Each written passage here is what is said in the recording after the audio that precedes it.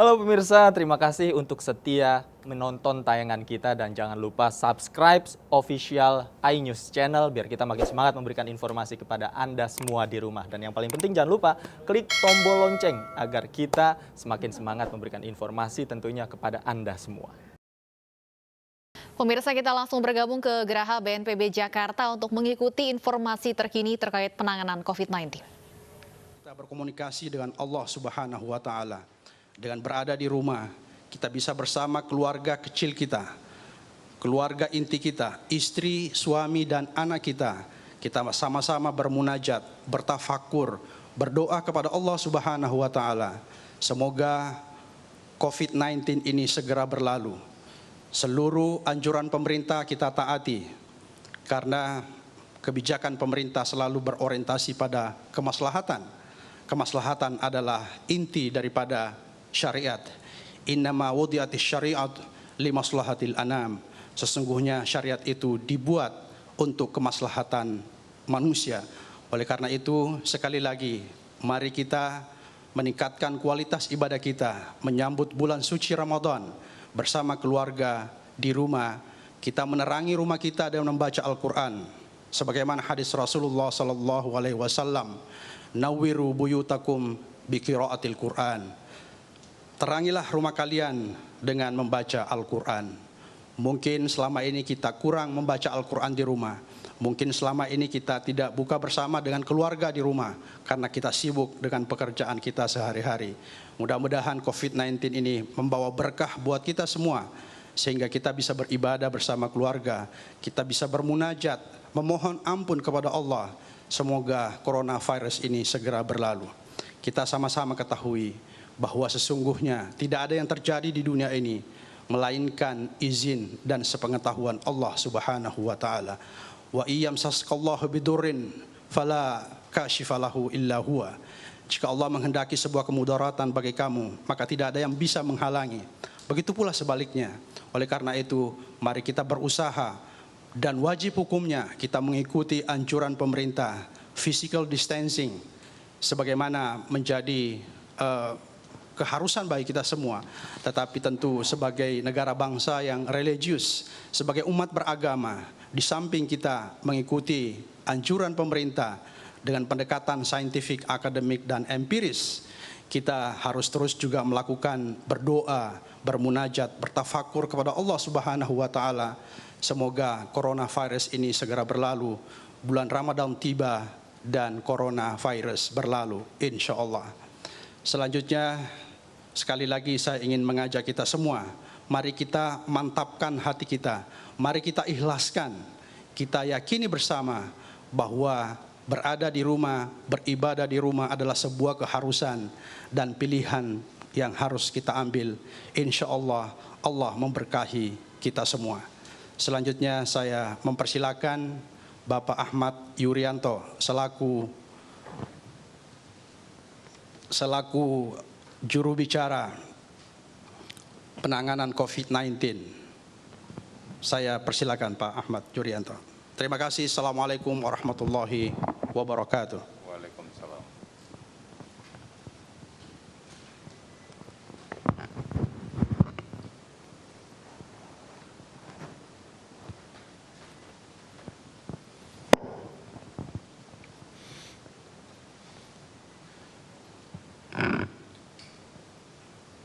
Selamat sore saudara-saudara sekalian.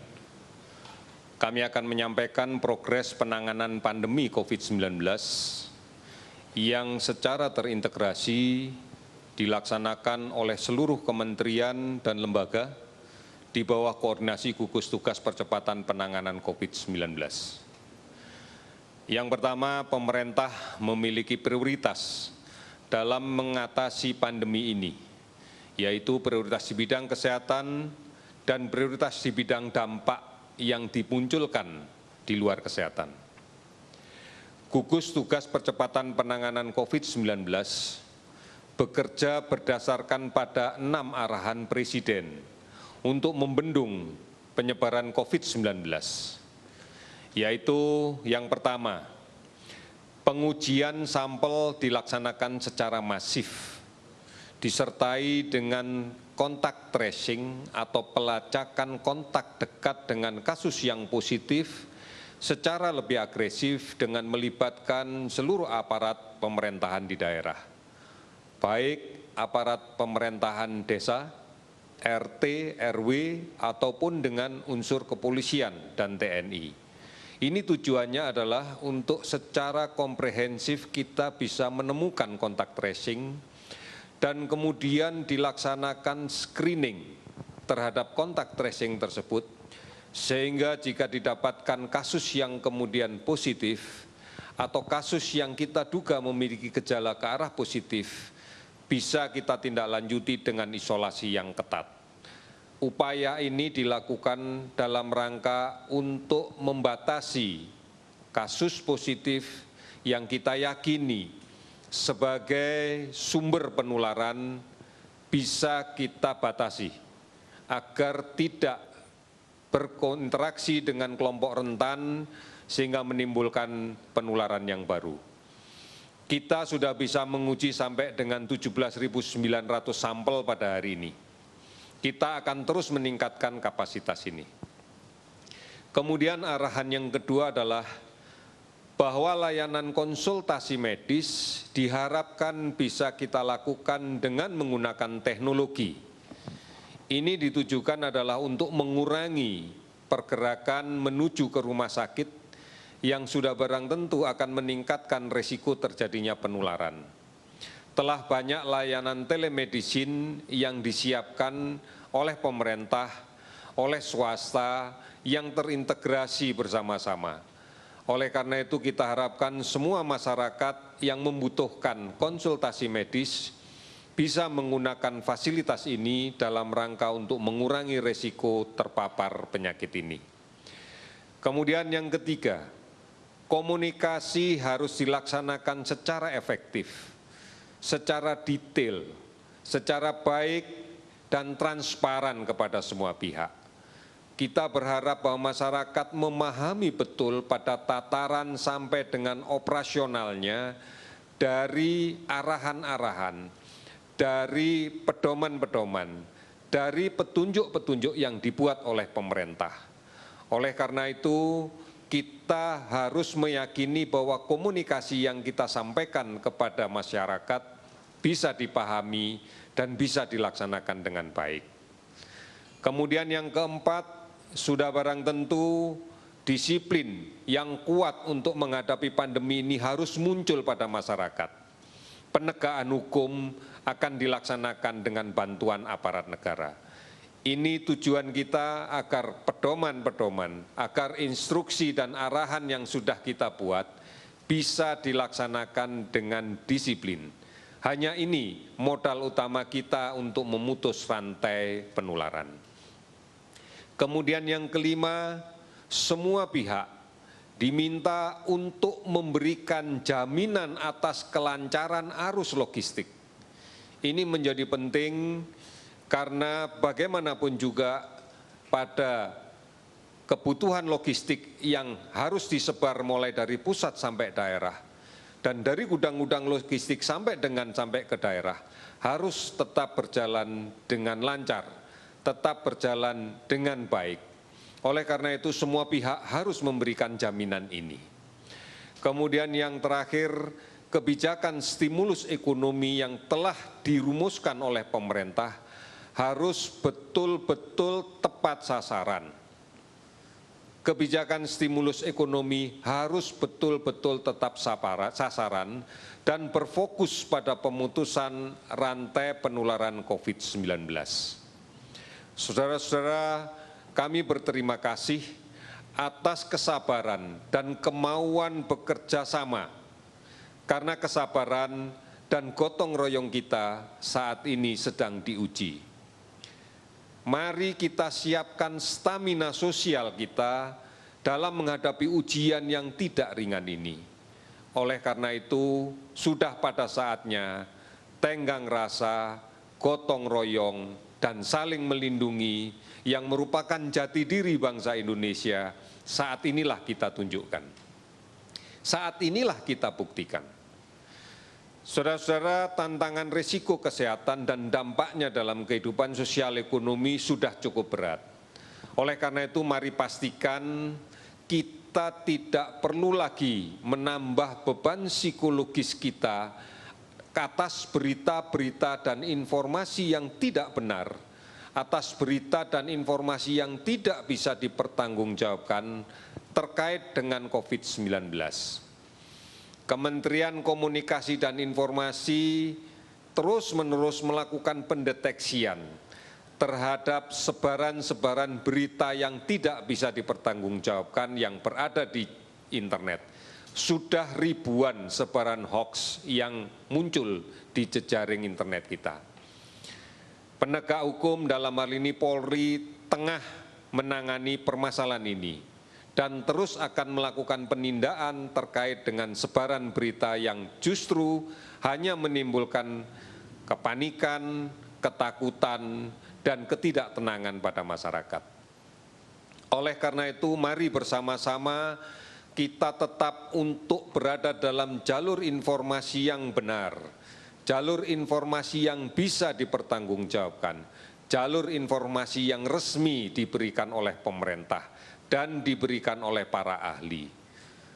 Banyak online yang bisa kita akses, banyak informasi yang bisa kita akses, baik di covid19.go.id, hotline 119, WhatsApp COVID-19, Halo Kemkes di 1550567, serta banyak sekali layanan aplikasi online dan layanan-layanan telemedicine yang lainnya. Secara rutin siaran TVRI dan RRI yang juga disebarluaskan oleh televisi dan radio swasta lainnya memberikan informasi tentang COVID-19 ini. Inilah yang harus kita jadikan pegangan, inilah yang harus kita jadikan pedoman di dalam kaitan untuk mendapatkan informasi dengan baik.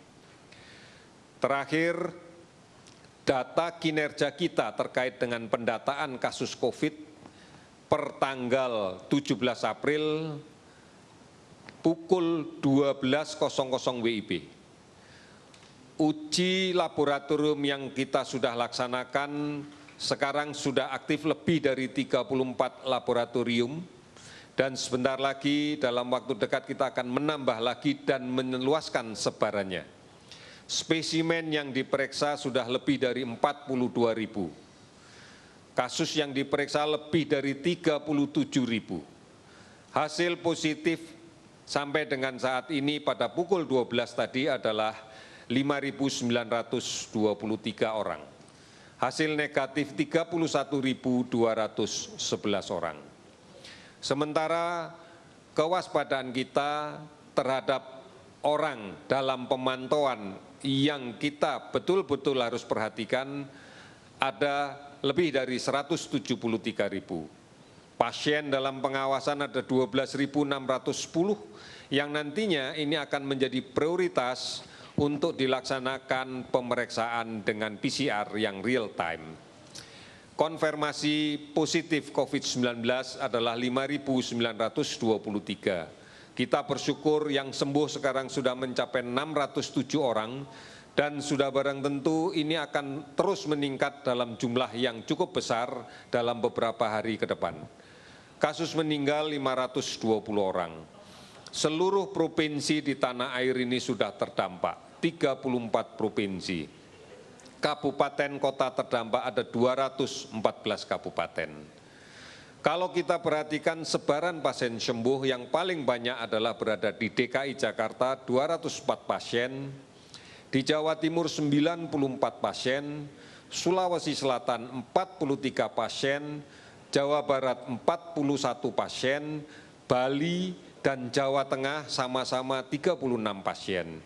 Namun total di 29 provinsi yang lainnya jumlahnya adalah 607 pasien. Rincian itu bisa kita bagi sebagai berikut. Kasus terkonfirmasi positif pada hari ini sebanyak 407 pasien, sehingga jumlahnya menjadi 5.923 pasien. Pasien sembuh ada 59 pasien, sehingga total menjadi 607 pasien. Pasien meninggal 24 orang, sehingga menjadi 520 pasien. Saudara-saudara, ini gambaran yang harus kita lihat secara utuh, bahwa penularan masih terus terjadi.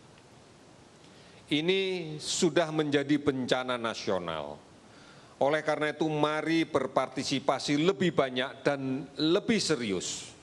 Karena ini adalah masalah kita bersama. Hanya kita secara bersama-sama yang bisa menyelesaikan permasalahan ini. Pastikan kita tidak tertular dan tidak menulari. Mari kita sebarluaskan dan laksanakan penggunaan masker. Maskerku melindungi kamu, maskermu melindungi aku. Sekali lagi, ini yang harus kita lakukan. Maskerku melindungi kamu dan maskermu melindungi aku. Hargai dan bantu mereka yang melaksanakan isolasi mandiri. Jangan diskriminatif terhadap pasien COVID-19 yang sudah sembuh. Dan kita tidak boleh menolak jenazah COVID-19. Tunjukkanlah bahwa ini adalah hakikat jati diri kita sebagai bangsa Indonesia yang memiliki nilai-nilai kemanusiaan yang luhur. Saudara-saudara sekalian, lawan COVID dengan tingkatkan imunitas diri kita. Makan yang bergizi, sabar dan tenang, istirahat yang cukup dan teratur, tidak panik dan jaga hati kita tetap gembira. Jaga jarak, pakai masker, jangan sentuh mata, hidung, mulut sebelum mencuci tangan dengan menggunakan sabun dan air yang mengalir. Gotong royong dan bersatu melawan COVID dari pusat sampai ke daerah, sampai ke desa, sampai ke RT, sampai ke keluarga. Rumah adalah benteng kita. Kita harus mewaspadai pada pola-pola pancaroba seperti saat ini. Secara klasikal kita bisa mendapatkan gambaran peningkatan pasien demam berdarah. Oleh karena itu, inilah saat yang paling baik bagi kita untuk tetap bersama di rumah. Bersama keluarga kita lakukan pemberantasan sarang nyamuk. Bersama keluarga kita lakukan pemantauan detik di rumah kita. Bersama keluarga kita jaga kebersihan. Karena kita pahami infeksi demam berdarah dan infeksi COVID apabila terjadi bersamaan, ini akan menyulitkan kita, akan menambah jumlah kesakitan, dan tidak menutup akan meningkatkan jumlah kematian. Oleh karena itu, ini yang menjadi penting untuk kita pahami. Mari berada di rumah bukan hanya untuk menghindari penularan COVID, tapi berada di rumah juga sekaligus untuk membasmi, memberantas sarang nyamuk. Karena kita akan berhadapan dengan infeksi yang lain yang secara iklim, secara cuaca memberikan gambaran yang meningkat di musim-musim pancaroba. Waspada terhadap demam berdarah. Di rumah lakukan pembersihan sarang nyamuk. Kita lakukan ini dengan keluarga kita bersama-sama. Kita bisa, karena kita bisa menjadi teladan untuk lingkungan kita. Kita bisa melindungi orang lain. Kita bisa menjadi pahlawan untuk tetangga-tetangga kita. Oleh karena itu, yakinlah seyakin-yakinnya bahwa Allah akan meridhoi upaya kita. Kita pasti bisa. Kita pasti bisa. Sekian dan terima kasih.